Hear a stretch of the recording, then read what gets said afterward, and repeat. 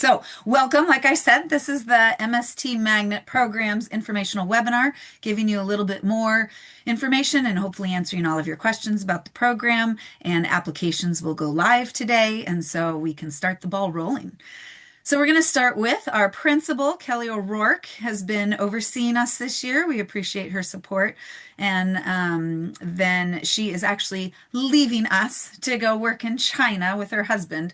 So we'll have a different principal next year when you guys are freshmen, but she's been our wonderful leader this year for us.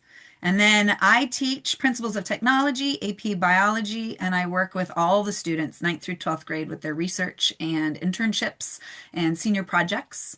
And then we have, I think it's Sam is next, or maybe I do it alphabetical. Is it Alan next? Oh, it is alphabetical. Alan Bohack teaches math for many of our students. Not all students will have him, but he does work with us in the MST program, and we meet with him and coordinate with him as well.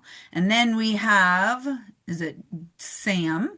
He teaches the sophomore English, and he works on the website and the applications and helps support the program with social media as well. And then Jeannie Jarvis teaches our ninth grade English class.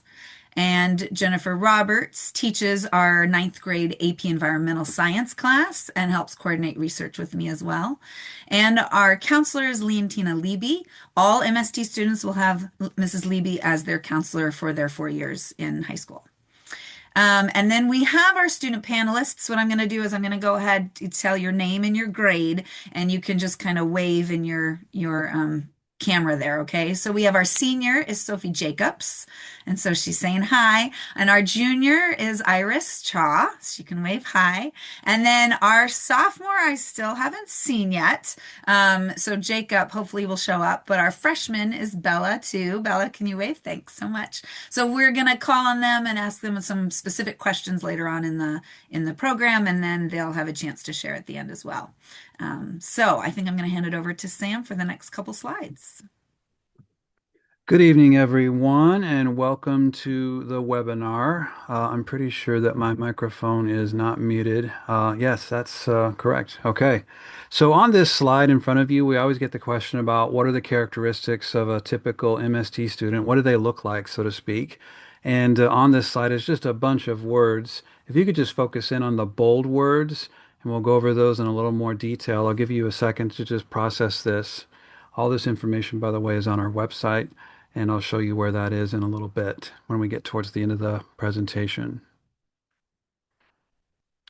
So, in sum, what we're looking for are students who have an interest and probably an aptitude in STEM. That's the science, the technology, the engineering, and the mathematics. It really helps if they're invested in those topics because that's kind of the focus of our program. Even though we bring in multidisciplinary courses into the program, the English in particular, we are definitely looking for kids who have an interest and focus on STEM. We are a research-based program, inquiry-based. Mrs. Abe's going to go over that a little bit later on, but we definitely want students who are interested in working with teams of people to solve complex problems. We also are looking for people who are willing to be ethical in their behaviors in terms of how they do the assignments, how they approach the research. That's one of the number one guiding principles for us as a program. We're also interested in people learning how to work on a team. Mrs. Abe will talk about this, but in the freshman and the sophomore years, students are learning the research process and doing that through working on a team. And so they have to be committed to being a good peer and learning about how to collaborate and work with a diverse set of people and a mindset about how to solve a complex problem through that team process. The skills that we work on in this program will serve the students well, whether they end up as scientists or not. We like to focus a lot on the soft skills of speaking publicly and thinking and speaking critically about the work that they do. And also, of course, their writing and their reading and their thinking and the research process tied into that. Above all, we're just looking to find people and develop in people the ability to persevere through tough, complex problems and challenges they'll face in the program and really just in life as a whole. And so those are some of the things that we're looking for in our students, the characteristics. I'm going to ask the students, I believe Bella and Jacob, if he shows up at some point, will ask this, or rather answer this. But Bella, you're here. Can you tell us a little bit about how maybe the MST has helped shape these characteristics in you, the ones that we've talked about, the perseverance and the skill building and the team building and the ethical behaviors and all that stuff? Bella, take it away. Yeah, so this year, well, working in the magnet with the group, I feel like one thing I've definitely learned is to like look at things from like different angles as working in a team and with the teachers that they teach the things that they teach us. Um they definitely like t we have to like look at things from a certain way. Like when maybe like I'll have one like look at this project, but then my teammates will have a different look, and then we'll have to think about ways to like work around that and like how we can collaborate and like using like a different mindset or a different like lens of looking at things. And it has also helped me like to be able to how to learn how to solve problems a lot. With my research team, we faced some challenges and we had to brainstorm as a team to be like, okay, how are we going to move forward from this and how we can continue to do this and to make our project successful. That's great, Bella. Thank you. Jacob, I think you just got promoted to panelist privileges. And so can you let us know if you're here? Hey, can everyone hear me? Yeah, there's Jake. Jake, we're talking about the skill set that we have in our magnet students and the characteristics, working on developing your soft skills, being on a team, persevering, having ethical behaviors, and an interest in STEM. How have these characteristics shown up in your work in the magnet program, and how has the program helped to shape those in you? Yeah, so definitely working on a team is a big one for me. Through Magnet, I was pushed to be a part of the WSIF Science and Engineering Fair. And we had to form a team, start as a team of two, and then became a team of three. We're working on this big project for many months that we ultimately took to the fair. You have to work with team dynamics to get this idea over the finish line. And ultimately we had to drive up to Bremerton. We competed and we ultimately got second place, which we're pretty happy with. But yeah, working with a team definitely is a very big part of this. That's great. And I got to see your practice presentation with that. It was really impressive to watch you guys in your flow state working together and solving the problems and quickly adjusting to the time restraints that were imposed and then let off of the group requirements. But anyway, you guys did a great job. All right, we're going to go ahead and move on. And Mrs. Abe, I believe, is going to talk to us a little bit about what a schedule might look like for an incoming freshman after I show you some pictures of our students. Again, what do our students look like? We have students who sometimes feel when they come into the program they're going to have to sacrifice everything else at the expense of the magnet program, which is absolutely false and untrue. We have students who are involved in varsity sports and all sorts of activities. This is a student of ours playing varsity soccer a few years back. Hope Richter, star gymnast. We've had people playing varsity football and softball, and lots of swimmers on our magnet program. And then, of course, Maddie Williams from just a year or so ago, getting celebrated in the Columbian as the athlete of the week. And I think they won a state championship. I'm not quite sure on that, but they were highly successful. Beyond the sports, we have students involved in Knowledge Bowl, which, by the way, I happen to coach at Camas High School. And of course, we've also got students who are in marching band and concert band and jazz band. Jake could talk to you a little bit about that. And then, of course, we've got Austin here performing in Greece. I think it was Greece. Feels like that was almost 10 years ago now. And then lots of people involved in the robotics team as well. In terms of the science research that we do, we get students involved in internships and research experiences. This is Reese Patak from a few years ago. He went on to study at Stanford, but he got his work published in a journal of immunology when he was a senior.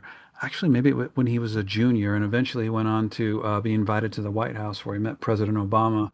Megal worked up at the WSU Vancouver lab. I think she just started her residency as a doctor, if I'm not mistaken, but she had a great experience, a multi-year experience doing research up there.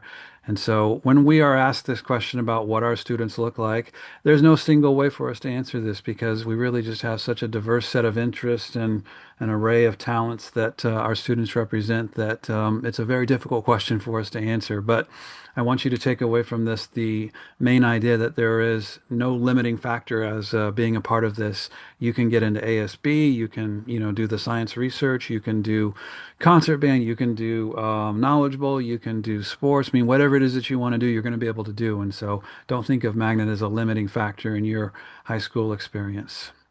Now we're at the point where I believe Abe is going to talk to us a little bit about the possible schedules that you might see throughout the 4 years of the program. Abe, why don't you take it away? Thanks. So this is just an example for your course schedule, and it's not by period. Notice it's by department. So science, English, math, PE, social studies, electives, and CTE. For freshman year, MST students are cohorted in 3 classes: Principles of Technology, AP Environmental Science, and Honors English. What that means is for those 3 periods of the day, they will be with only MST students, and they will move from class to class with that group. And then for the other 3 periods of the day, they will be taking whatever other classes they've signed up for, whatever math is next in their sequence, PE and health, and whatever their elective is that they pick. Because Principles of Technology takes one of their elective places, it counts as a CTE credit. They only do have one elective in their freshman year, but they have a lot of options, and those open up later on in their high school career. So we'll look at sophomore year. There's really only 2 classes that they're cohorted with together. The AP Biology and the Honors English 10 is where they'll be with only MST students, and they'll move to those 2 classes. The other 4 periods of the day, they'll be in whatever other classes they've scheduled for. The MST Research 10 at the bottom doesn't take a class period during the day, but it's where we kind of keep all of the project stuff in. The grades and all of the activities that we do for the research project goes into that class. So they get a CTE credit for that MST Research 10 without having to give up a period during the day. And after those first 2 years, ninth and 10th grade, then we do not have any other cohorted classes for juniors and seniors. So I'll talk about that. But before I get to junior senior year, I want to ask Iris, what did you appreciate about having MST only classes those first 2 years at Camas? Yeah, of course. So the first 2 years in high school, obviously, it's a huge change from your normal group of friends in middle school. So just having a small cohort of 30 and change to hang out with for like the first part of the day is really nice because you walk from class to class together. You can talk about maybe the homework or the end of class, maybe something that's lingering in your mind. And the best part of having 3 classes together is you have the same course and the same homework and the same questions about the homework, probably. So perhaps when the teachers go to bed, when some of your friends go to bed, there's still like a huge resource for you to go to. It's MST GPT, and I still use it. Like my grade, especially, I think class 27, my grade has one of the more like extensive like Discord servers. Like ours is, we got it down. So I can go on there and be like, hey, I have a question about this in my physics homework or math homework. And then someone immediately, I'll get a notification like, oh, I got you. And that's the best thing about having classes together with a few people. That's awesome, Iris. Thanks. Sophie, do you have a perspective on that too? You're a senior, so you're a little bit more removed from that. What was it like having those MST cohorted classes your first 2 years? Yeah, I can definitely agree with Iris. It's nice having all the people there who are in all of your same classes so you can turn to them if you need help. And also like coming in from middle school, it's kind of a built-in group of friends, you may not get along perfectly with everyone, but you will get along pretty much with everyone, at least somewhat, and you will get to know everyone over those 2 years that you have classes together, and you will become very close friends with some of those people. And it's nice to kind of have that assurance that you're going to have at least those classes with those people you really like and you really know, and that you can get along with and work with very well. And it's also just very nice to know that you will have those classes with the people who maybe like not thinking exactly like you. There's plenty of debate in the classes for sure, but have, the same drive to be learning the things in class that you do. Like you aren't stuck in a class with people who don't care. Mm. And that's Thank that's you. very helpful for sure. Thank you. I appreciate that. So going to junior senior year, we don't have any cohorted classes. You'll see again along the bottom that MST Research 11, but just like MST Research 10, it doesn't take up a class period. And what I do is I work with the students individually before school, after school, during lunchtime to get them ready and find an internship or research experience that they will complete in the summer before their senior year. And they will do a senior capstone project for us with that research. And MST Research 12 is the same thing. It's outside of school and it's really kind of done by October their senior year. They write their paper, they put their poster together, and then they will present their research twice in their senior year. And that's what that MST Research 12 class is for. So junior and senior year, they get to do whatever else they want to do with their high school years. They get to look at whatever electives they're interested in. They get to explore a lot of different possibilities. One thing I do want to say is if you are very interested or locked in to doing Running Start, the MST program is a 4-year program for Camas High School students. So if you know that you're interested in doing something different and moving out or going full time to Clark to get your associates, that's awesome. And I want to wish you all the best. But I really would say that MST is probably not the program for you if you know you're only going to be using it for the first 2 years. We really want students committed to those 4 years to see the program through its completion. So I did want to ask Bella, as a freshman, how have you been able to individualize your experience? Even with those 3 cohorted classes together, you have an elective and you have a plan for what you want to do the rest of your high school career. How are you individualizing your experience in the MST program? Yeah, so with the like the assigned classes, there's some limits to like the electives you can't do. But I'm still part of band. That's my other elective. I'm still actively engaging in that and in marching band and in soccer in the fall. I'm also part of a science Olympiad, which a lot of people I know in Magnet are part of, which is also I feel like it's really great because you also have people in Magnet that you can talk to and like ask these questions, even if you're not on the same team.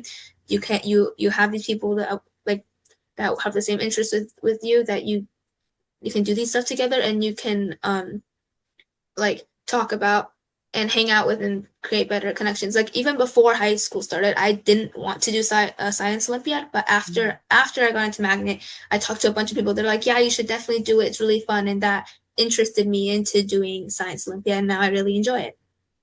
That's awesome. Thanks, Bella. And Sophie, as a senior, how have you individualized it now that you're almost done?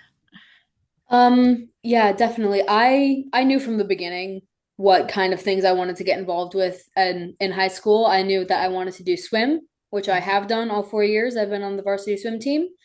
And I knew that I wanted to get involved in theater, which again, I have all 4 years. And it's being in the magnet program never stopped me from doing those things. It definitely I had to take my course load into consideration while I was doing those things. I probably had to stay up a little later for homework. I was doing my homework backstage at the shows, but it's not like I was stopped from doing those things because I was in Magnet. And I really enjoyed getting more involved in the arts because Magnet is so STEM heavy. I'm on the leadership team of a couple of different arts related clubs, both our digital art club and our drama club. And I do all the shows through our drama department.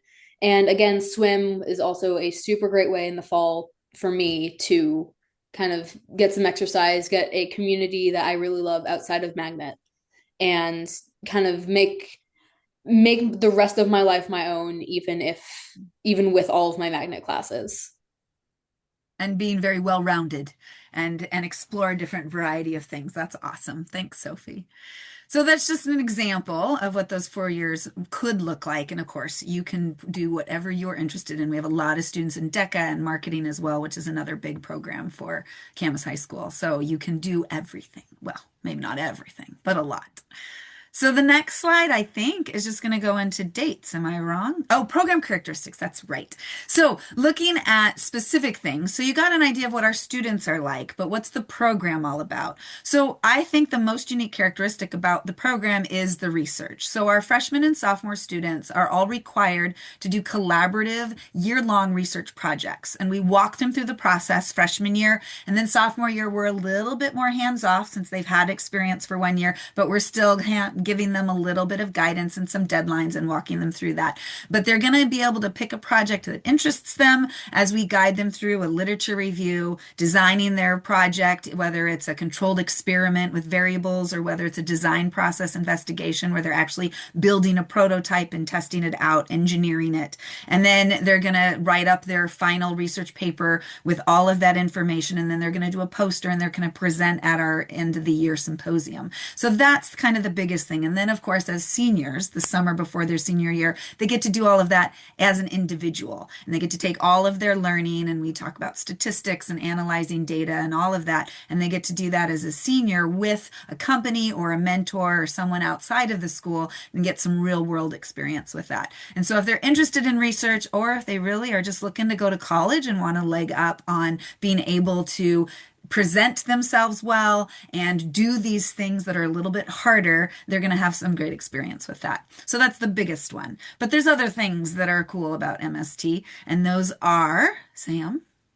I don't have it all in my head. Use of technology. We do that in our classes. So even in our English classes, but definitely in principles of technology and in our AP environmental science and in our AP biology classes, they're going to have a lot of experience with different technologies. We do a CRISPR lab in AP biology. In principles of technology, we've explored drones and 3D printing and app development and website design and coding with Arduinos and statistics and all this other stuff, right? So we're going to try and give them a taste of a bunch of different things and see what kind of their interest is in so that they've been exposed to all of that.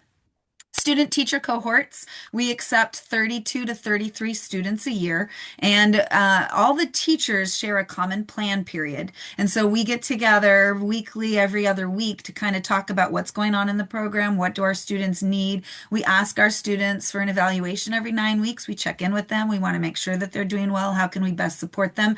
And what we say is MST is really kind of like a family, a smaller subset of the larger Camas High School community. So it's nice to have in a school of 1900 2000 students a family of 120 people that can hang out and get to know one another a lot better. Cross grade collaboration. I've had a number of sophomores, juniors, and seniors work with my freshmen on projects that they're doing, research that they've gone and done before and can come back and give them some of their expertise. We do a lot of social events together where all grades are put together. We do overnight at the high school. We do Ashland trips. We went down to Portland and did a trip there. We do a laser escape room with the seniors and a barbecue. We do a family barbecue in June. We do our symposium where everyone's all together talking about research. So we really try to develop this community within Camas High School that students are seen, heard, and valued for who they are and what they bring to the program.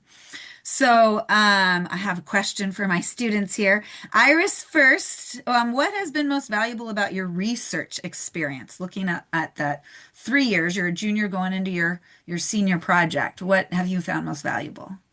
Yeah, okay. I have two things. The first is when you're younger or when you're in science class, the experiments that you do in class always are orchestrated to have results. But when you do research yourself, you find out that parallel with like actual academia and science, most research like doesn't work, or like your hypothesis is usually not supported by your data. And it's a little surprising at first. Sometimes you're disappointed. You're like, oh, my experiment didn't work. But that's not true. It did work. It showed you a result, but the result just was contrary to what you thought it would be. And that's, yeah, and I think that's really significant in continuing in a STEM program. Like you need to learn that most science doesn't work. And then the second thing I want to talk about is the research paper is probably the hardest thing you will do freshman year, because it's a big undertaking. you in the literature review, you like compile a bunch of outside information about your topic, and then you do your research on that and you narrow it down. But once you have all those tools under your belt, because Abe and Ms. Jarvis and everyone will like help you and walk you through the process, suddenly that next assignment doesn't seem too daunting because you have all those tools in your little box.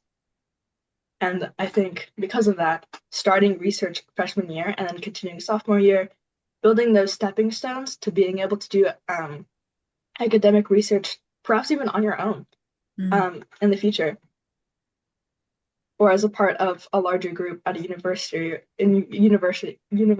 or whatnot. Like having that experience and those skills early on is extremely helpful. Thank you, Iris. That was awesome. Failure is not a bad thing, is something that we try to get our students to learn. So she's learned it. That's awesome. Jacob, what has been most valuable about your research experience? And I know you've had some really cool projects and taken it to SEF. So give us your viewpoint on that. Yeah, so yeah, definitely working with the team, going back to that is a big thing. You know, you have to learn how to be a leader. But one of the things that might even be bigger than that is working with mentors, like even before your capstone project. This year, my sophomore year, through Magnet, I was able to get in contact with a bunch of different people out in the field. One of them is currently working at Meta, and he's studying over in New York. It's really great. He's an expert with artificial intelligence, and he helped us a whole bunch with our project. You do all this research into, your little cool niche idea, and then you go talk to someone who's getting paid to do that. It's really cool. That is awesome. And I will say, Jacob's project this year was on a muon telescope, and I got to see their presentation too, and they practiced, and it all goes over my head. And I think that's one of the most exciting things for me is I don't have to know everything. My students can go and do research and become experts in what they're interested in, and I just get to see that, and that's so exciting for me. So I appreciate those perspectives. And then talking about the social community, Bella, as a freshman, what's been your favorite social event? My favorite social event is definitely the overnighter. Mm. I would say it was like probably the first major event, but it was definitely the time where I definitely like got really close with the people I'm like friends with in Magnet right now. Because came from Odyssey to Camas, and really not a lot of Odyssey kids are at Camas, and so like it was a big shift for me from such a small school to such a big school. But this Magnet community, especially after the overnighter, being with people for like basically 12 to 16-ish hours with all high on sugar and going insane at like 2 a.m. It was like a really, we would just say like a bunch of random stuff or do a bunch of random stuff. And it's just like a core memory now of like, oh, this is the first time we became friends. So this is the first time we actually talked to each other. And that was definitely my favorite event. Yeah. Yeah, thanks, Bella. It's one of my favorite events too. And I do say there's something magical that happens between 2 and 5 a.m. when students are in a safe place doing non-harmful things, but enjoying each other. So that's kind of fun. And Jacob, I know you have to go to your choir concert, but and you're playing music at the choir concert. I know you're not singing, but what has been your favorite social event? You've had 2 years now in the program. Yeah, the overnight's a good one, but in my opinion, I think the Ashland trip is the best. You get to go out I think it was 2 or 3 days, over a weekend to the Shakespeare Festival over there. I didn't really think I was much into plays, but after it wasn't the Shakespeare play that I thought was like really good. It was the small theater that we went to see that Don Quixote parody. It was like, it was even more immersive than like a movie. It was incredible. One of the best experiences in Magnet, definitely. Yeah, I agree. Can I That Don just Quixote can was I amazing. second that real quick? I think Ashland is one of the best things we do. I agree. I And I third will that. say, Mr. Green really takes on that and he plans all of that every other year for us and it's been amazing. It's really been a treat for our students. So, thank you guys for all of that. I think now we're into the schedule for what's coming up next. Is that correct? Okay. So these are important dates and this is how you apply. So we're going to get into the nitty-gritty here. So you do need to be an 8th grade student. You need to at least be coming up into Camas High School, so be an incoming 9th grader. And there's an application that's gone live today on our website. And Mr. Green is going to show you that website and walk you through a couple different places on there so you'll know exactly where to find it. And in that application, there's some questions that you'll need to answer and give us some generic information about you. You'll request 4 adult recommendations, let me say. 3 are teachers, your current math, science, and English teacher, and then another adult that you know well and trust, can be outside of the school sphere, but cannot be a family member, right? So a coach or someone you know from church or work or social events, whatever it is, an adult who knows you well. So we need 4 recommendations. And then there's an entrance exam, which includes an English part, a math part, and an on-demand writing prompt. And those will happen on April 28th, I believe, but we're going to get to dates on the next screen. So let's go through dates, and then Mr. Green will show you the website. And I'm going to have last 2 questions for our students before I let Mr. Green show you the website. So real quick, tonight is April 14th. We're meeting. You've done it. Great. There will be a link to the recording of this webinar if somewhere it will be posted and you'll find out where, I'm sure. The application is through the website. Mr. Green's going to show you that. That's April 24th. April 28th from 4 to 7:30 up at Camas High School in the North Commons is where you're going to come for that exam period. And Mrs. Leby and Miss O'Rourke will be proctoring that for you. If something comes up and you're not able to make that, you need to email Mrs. Leby or Miss O'Rourke and let them know so they can schedule you on April 29th for a makeup exam. And then by May 1st, recommendations should all be in. And then May 11th is when we will be sending out emails letting you know if you've been accepted to the program. Once you are accepted, you will have already forecasted for your classes at Camas High School. You don't have to do anything else. Mrs. Leby, as your counselor, is going to go in and forecast you for that Principles of Technology, Honors English 9, and AP Environmental Science. And so your schedule will automatically be adjusted for you. Well, Mrs. Leby automatically. And then you'll get that in August when you come in for the freshman orientation at the week before school starts, I believe. So last 2 questions, or last 1 question for 2 panelists, and then I'm going to let Mr. Green show you the website. I've got Sophie and Bella. What would you say to someone who's on the fence about applying? What's your advice? It's going to be hard. I'm not going to lie to you about that. The classes are more difficult and your course load is going to be higher and you are taking on a responsibility outside of class. You have to keep that in mind. But even taking that all into account, I have never regretted applying. I have never regretted joining Magnet. I think not only is it a really valuable chance to kind of get ahead in academics and get more of a chance to do some really awesome research and take some more advanced classes. It's also just such a wonderful and supportive community of people who, again, care about learning and about the research just as much as you do. And that's not something you can really find anywhere else. Mm. Thank you, Sophie. And Bella, final advice. I definitely agree with Sophie. Although I'm just a freshman, I really enjoy this whole community. And if you're I feel like my piece of advice is just go for it. If you're hesitating, I would say just do it. Because if you don't try, if you don't apply, you never know if you got in or not. If you apply, you at least have a chance to get in. And so just go for it. Just if maybe there's a lot of factors. I remember applying, I was should I do it or not? Because I feel like I wasn't smart enough. I feel like I wasn't, a lot of my friends weren't doing it, so I probably shouldn't do it. So I have classes with them.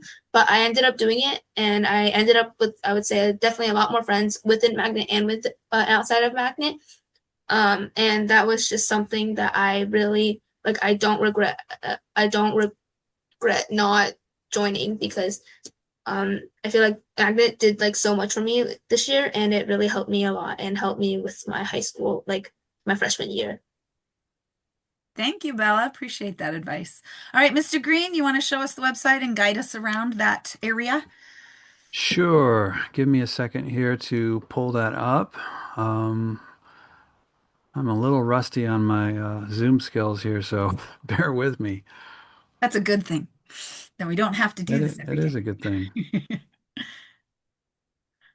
I wanted to add something in about the recommendations that you were talking about, Mrs. Abe, while I'm pulling this up. One of the things I get emailed about consistently over the year is having to do with whether or not the recommendations are all in.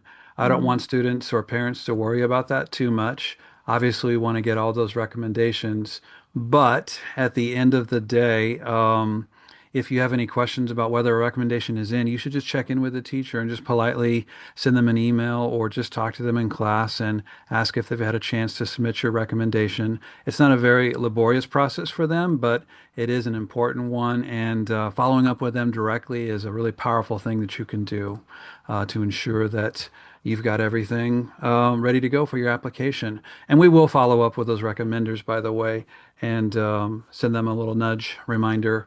Our colleagues at Skyridge, Liberty, and Odyssey, and sometimes the ones that come from outside. But anyway, just a word to the wise about the recommendation process and how that works. Well, this is our retro website that we've got going here. We're very proud of it. It's a repository for all sorts of information that's going to be helpful for you in your admissions journey, and also just if you want to learn more about the program. I'll walk you through some of the tabs up here. On our home page here, we've got a scrolling thing of stories related to the program. You can come back and read some of these on your own if you're interested. You can also, on the right-hand side, select different topics or tags and categories and kind of streamline or filter your links or stories that you want to see. But this is just a great repository of kind of like the history of our program, and you can go back several years on this to kind of see what we've been up to and how that's kind of played out in the program. Moving along, the admissions tab is one that you all be accessing very soon. And I think the first place you should go if you haven't visited is the admissions frequently asked questions. And on this page, it talks to you about the process of getting ready to apply. Number one step is requesting recommendations, preparing your online application. And we're opening up the application proper tonight. There's no rush in getting that done, by the way. There's no advantage to submitting it early. We don't look at these until after the deadline. And so take your time. In fact, most people probably draft their responses to the questions in a separate Drive document, like we recommend up here. And then you can cut and paste that into the form when you're ready to go. And you'll want to do that in one sitting. And so just keep that in mind. So the final step is to take the admissions test, which you can see the timeline down here. That's happening on April 28th, and that's in our CHS North Commons, and that's around the back side of the school if you're not familiar with where that location is. So there you have it. And then once you're ready to apply, here's, by the way, the link to the form for that. You can click on this and it'll show you the opening of the application. Like I said, it's not quite open yet. I'll open it up minutes after this webinar finishes, and you'll have a chance to dive in and learn about that. Other information for you, you can look at the Magnet College map, and you can see where some of our students have gone on to study. And if you zoom in and click on some of these links, you can see that the University of San Diego, we had 2022 Tanner D went to that school. You can see that most of our students, many of them at least, end up heading up north to the University of Washington, much to my chagrin. But anyway, that's where they end up. And we just have all sorts of people up there. This student was from 2016, and I think they went to the Digital Art Institute. I believe that's where they ended up. But anyway, it's kind of a fun way to look at where some of our students have gone, some of the greatest and best schools in the United States. But most students, quite frankly, end up at University of Washington because of the proximity to home and just the financial sense it makes to go to an in-state school. So anyway, there's that. And then moving along, you can see some of the other internship links in here, some of the competitions we've been associated with over the past. You can learn a little bit about some of the internship stuff that Mrs. Abe will talk about. You click on this and you can see a PDF poster of our most recent upcoming grads and some of the partners that we've worked with over the course of this last year and a half or so. But there's a link to all the classes we've had that goes back, I think, almost 15, 20 years now since we've started the program.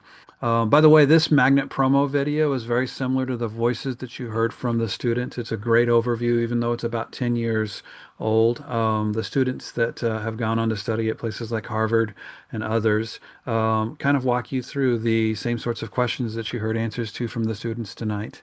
And then some of you are wondering about that sample schedule, and we've got that, of course, for you to look at here. And this, I believe, is pretty much what Mrs. Abe was showing you a little bit earlier.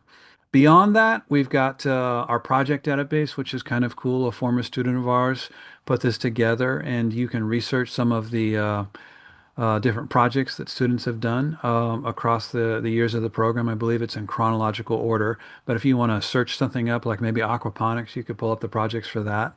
Um, and Aiden Bai is now down in the San Francisco area working in an incubator and working on an app and a startup that he's working on currently.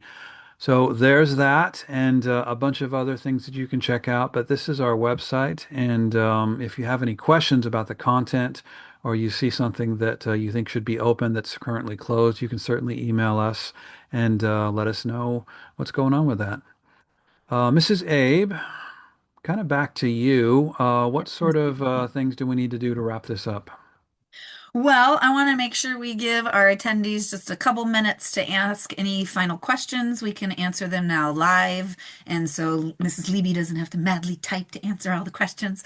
That's our spiel. We're done with our information. So your next steps are to get the application going, get your recommendations requested so you give your adults a chance to fill out those forms for you.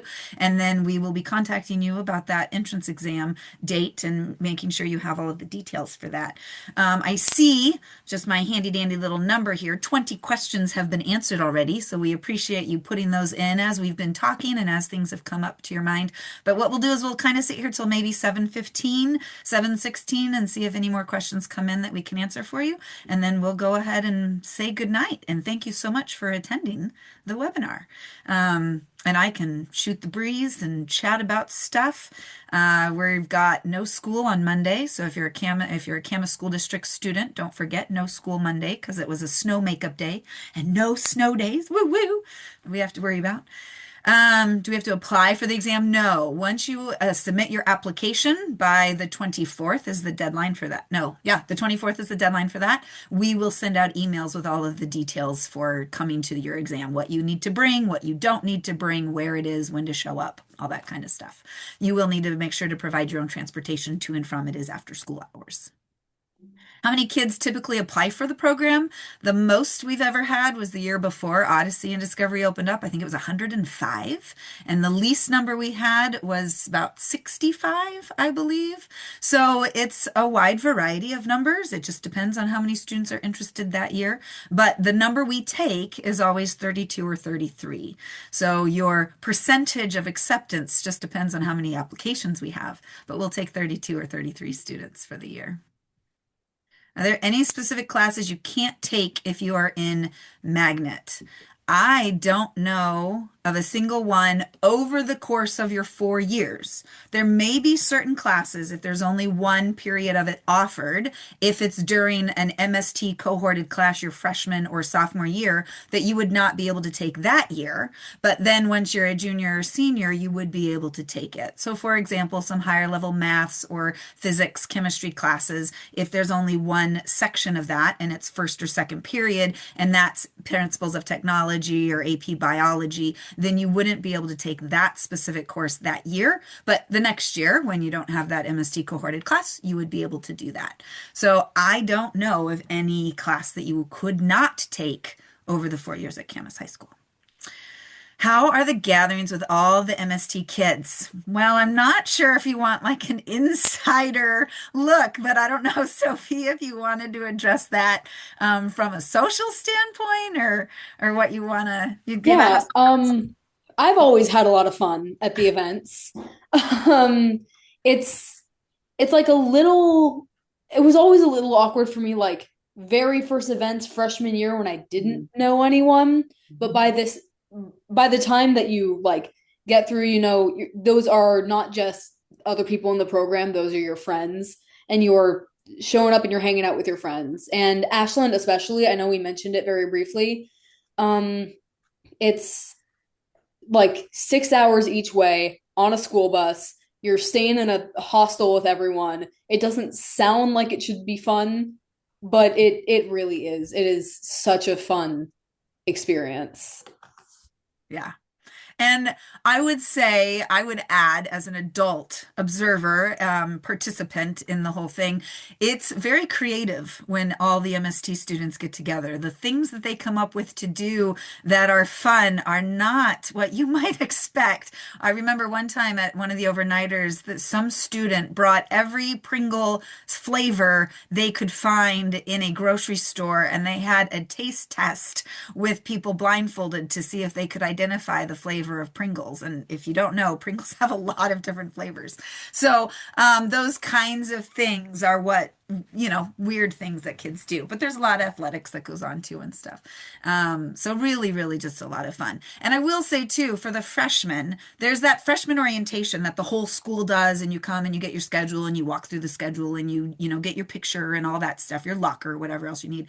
The MST program runs a separate freshman orientation for our cohorted freshman students, and sophomores, juniors, and seniors help us with that. And so before you ever walk on campus for that first day of class, you will have met most of the freshmen in the program and several of the upperclassmen as well. And so you'll be able to at least recognize them by face, even if you don't know their name. And you'll be able to say, oh, that's an MST student. I know that I can approach them and we can chat about stuff. So it helps you, again, enter that bigger school knowing a few of the people involved before you ever come on. So, what would be the hardest thing when applying to MST? Well, I guess that depends on how well you write or how well you answer questions on the application. Sophie has an answer to that one. Hardest thing for me what applying was during the actual like exam that you sit in was Mm, just answering all the questions in time. mm. The material is stuff you likely already know. It is just getting it all on the paper. So that may be nerve-wracking, especially testing can always be a little bit stressful. Yeah, yeah. Mrs. Levy is answering that one, but what happens if all the work needed to be done, like homework and such, isn't done? Will be, oh, such as kicked out. Yeah, I think Levy answered that one, so you can read that answer. I think we answered the hardest thing when applying, so we're good there. Any others? It's 7:18. Let's go 2 more minutes. How many questions on the test? I actually don't know. I've never proctored it. I'm Sam? not sure either. Okay. Mrs. Levy, have you Yeah. looked at it? Do you know? I've looked at it. I can't remember how many questions are on it. Yeah. 500? Does that sound right? I thought it was 1,000, but 500 might be Yeah, closer. 500's pretty good. Yeah, no, Yeah. it's really not as complicated or as long as it sounds. There is the writing, the essay free writing response that students get some time for, but it's really, students come very well prepared for the exam. And that is Yeah. a handwritten, on-demand writing that they do, just FYI. I know that we don't do as much typing, or rather handwriting as we used to, but be prepared for that as well. And I do think it's 40 minutes, at least for the writing portion. And I don't know, 45 minutes, maybe 60 minutes for the math and English portions. Yeah, I think it's about 60. And I do recommend that students bring the number two pencils with them because part of the exam is the answers are recorded on a Scantron. And then for the short answer response essay, it's easier for us as staff members to read them when they're written in black or dark blue ink. It makes it very difficult for us to read an essay that's written in pencil. So But again, you'll And get an email from Mrs. O'Rourke with all the details of what to bring, time for drop off, location for drop off, and approximate pickup time. So once all of the applications are in, then you all will receive the same information on what the testing day looks like. If you right. happen to wake up on the testing day ill, please do reach out to me and let me know that you want to take the makeup test, which is the following day at 8 a.m. Right.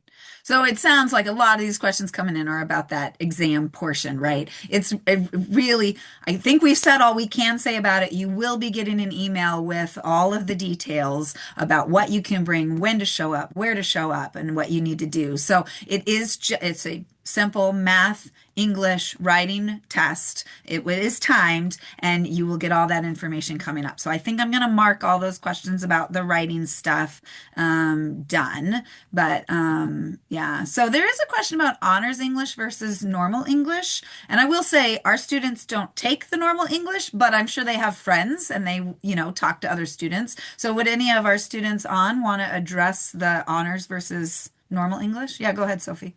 Um, and I never took the normal English pathway, so I can't really speak for myself. I don't think honors is too much harder. I really enjoyed honors. I think I think I had a little more freedom to kind of discuss things with my classmates and, explore topics that I might want to like look into. Um, I don't think the actual content is all that much harder. I do think honors is probably the right fit if you're more humanities leaning and you enjoy your English class right now. I like that answer. Bella?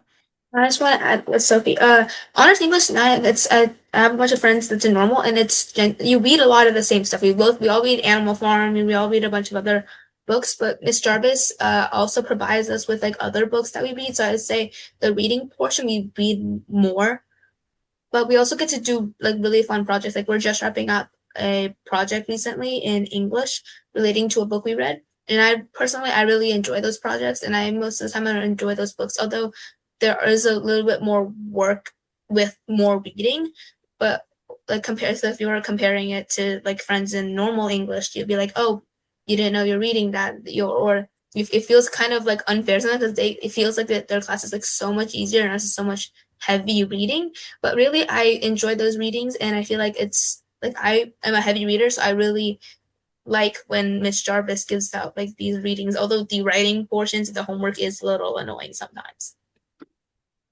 Jarvis, you didn't hear that. Authenticity. We like to be honest in this program. Any final questions? We're inching up to 7:30. I am going to cut it off if we get to 7:30. We're going to be done at 7:30. But final questions, give it 2 more minutes. Hopefully we're good. I just had to get a charger for my computer. For students who chose magnet program, what type of student do you think thrives here and who might not enjoy it as much? Oh, that's so tough. Like Mr. Green was talking about, we have every kind of student interested in every kind of extracurricular activity you can think of. I think it really, let me say this. I think a student who is curious, um, willing to work hard, and excited about learning and not necessarily the outcome, but the learning process, I think is going to thrive in our program. I think if they see things as it's a requirement, oh, I have to do this. Why do I have to do this? Doesn't apply to anything I want to do in the future, then they might struggle with that. But I don't think we have students like that. Really, Mr. Green, am I off on that? No, I think you're pretty right on with that, Miss Abe. I would also add that if you are somebody who maybe thinks of yourself as an independent contractor, that's sometimes what we call students who don't like to work on teams. That's probably not going to be a great fit for you. In fact, I'll tell you, it's just not going to be a great fit. We expect you to be able to collaborate and work on that skill and just get better at being a team member. Um, You're going to work on lots of teams in life, not just in school, but in general. So that's a great soft skill that we want to develop in you. And I will add, though, the caveat I would say is you don't have to be great at it now. You have 4 years to practice it. And everything in Principles of Technology and even in AP Biology, which are the two classes I teach, are focused on making sure you understand how to navigate social relationships in professional work settings. So you don't have to be good at it. You just have to be willing to do it. The And we're going to guide you willingness, through that process. Yeah. the willingness is the key. Yeah. And there was a question about the internship. I'm assuming Mrs. Levy answered that, whether it could be nationwide. I will say we've had students with internship research experiences all over the world, even, and including all over the nation. And while changes might be coming down the pike that make that more difficult, we're committed to trying to keep that as much as we can. So I'm just going to say that. Anything else? 7:26. Can we say we're good? Thank you so much for hanging out with us. It looks like, wow, still 79 of you are here. That's awesome. Oh, another question. What's the difference between honors and AP classes and how do they affect your score? So honors is for especially for the English class, there aren't any AP English classes for freshmen and sophomores. So we do honors instead of AP. And then when you get to junior senior, you can take AP language and AP literature, which is the AP level. AP specifically means advanced placement. They're college classes or college content taught at the high school level, and students have to pass the AP exam in May to earn college credit for that class. So they will get the high school credit, and if they want to earn college credit for that class, they take a test and they have to earn a certain score on the test, and they can earn college credit if the colleges they're interested in going to will award that credit. So my recommendation for students in AP, check the colleges you're interested in going to, make sure they do award AP credit, check and see what that threshold score is that you need to get, and then you have a goal to work on. But the difference in it is can get you college credit if you pass that test. Work time, I would say, they're a heavier course load than your regular classes, but I would think they're pretty analogous to each other. Abe, can I jump in on that discussion Please. as well? So for students who are intending to apply to highly selective schools, they may find that the expectation is that they take the AP courses and that those are used for placement purposes. They may not get the direct college credit or bypass. I'll use my son as an example because of AP classes. He was able to start at a 200 level or a 300 level course instead of a 100 level.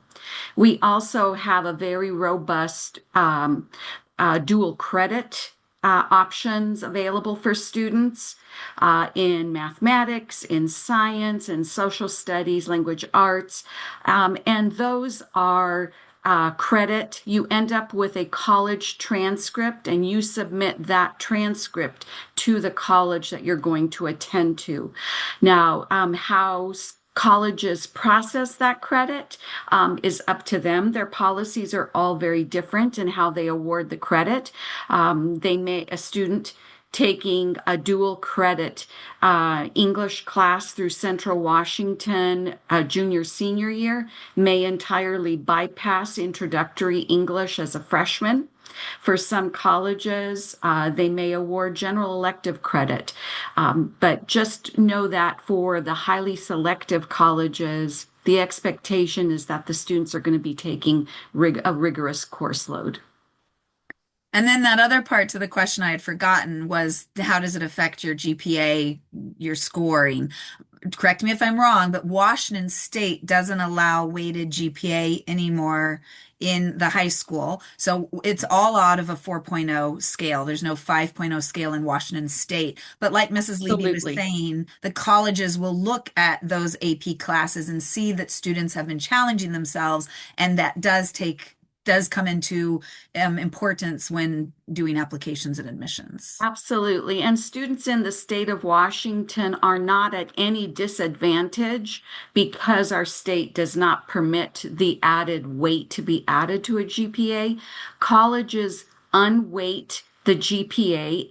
And when it's a college that looks at weighted GPAs, they're really looking at the core classes. They're not going to look at the elective class GPA.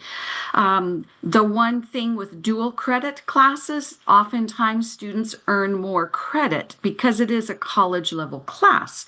It is the same class that is taught at Central Washington or University of Washington. So some of the classes are worth 5 college credits, which is the equivalency of 1 high school credit. So yes, 1 full credit of a B+ will hit the GPA differently than a half credit of a B+ will on the GPA. That's a good point. Yeah. Okay, so we're down to time. I'm looking at these last 3 questions or 4 questions. Camas High School with IQ Credit Union to hire their students. I assume, I haven't heard that, but I assume, I mean, whether they're in the MST program or not, that's not applicable to that program. My assumption is that's something through DECA or marketing classes. And I know we used to have an IQ branch in our school. We don't anymore. Mr. Green, do you know anything about that? I believe that portion is no longer a part of Camas High School, and it's completely independent and upon the kid to negotiate that partnership Okay. with IQ. So So you're thinking that was talking about the branch in our school, which we don't have anymore. yeah, and a partnership that we have with them, which no Okay. longer exists. Okay. So yes. And so MST or not, they would have to apply to a job at IQ just like any other student. Can you do Running Start in CW or UW? Running Start's through Clark College. I think Mrs. Leby is answering that. But Running Start is at Clark College, not CW or WSU and UW. I think our 2 college in the classroom colleges are Central Washington and UW. Correct. University of Washington, Central Washington. So, and when you get the course catalog, your students, I assume, are forecasting now, right? Isn't that going on in the middle school? Mhm. The course catalog has a whole page about dual credit, college in the classroom, and the classes that are designated CWU or UW. Like there's a CWU statistics, there's a CWU physics, I believe. There's a UW chemistry. And I might be getting the colleges wrong, but they're designated with those college letters, and that's where you get the credit from those colleges for those classes. And all of that information is in the course catalog that your students should have access to now. So we answered the one about honors and AP already. Can you opt out of the MST program in the middle of the high school year? Mrs. Leby is answering that. And I will just say, you're not chained to the program. We're not going to hold you prisoner if you want to get out. So, of course, you can leave. My recommendation, though, for that, or my advice for that is we want you to be committed. If things in your life change or the direction you want to go for your future changes, we of course understand that. And there's no hard feelings. We won't cold shoulder you. We will embrace you as always. But we do want you to be there for all 4 years if you can. And so if you think there might be a reason why you would want to leave the program before applying, I would consider the application process a little bit more heavily before going through with that and seeing what you think your path might hold. But we understand things change. Of course, things change. And so, no, we're not going to hold you prisoner. Any other things? I think we're good. We're going to close out. Thank you so much for attending and staying with us till the very end. And we look forward to seeing your applications. Have a good night, guys. Thank you. Good night. Thank you, students. We appreciate you.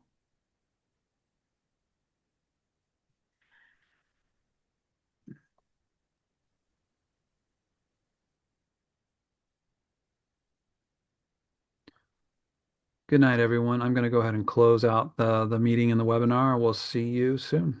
If you have questions, feel free to email us.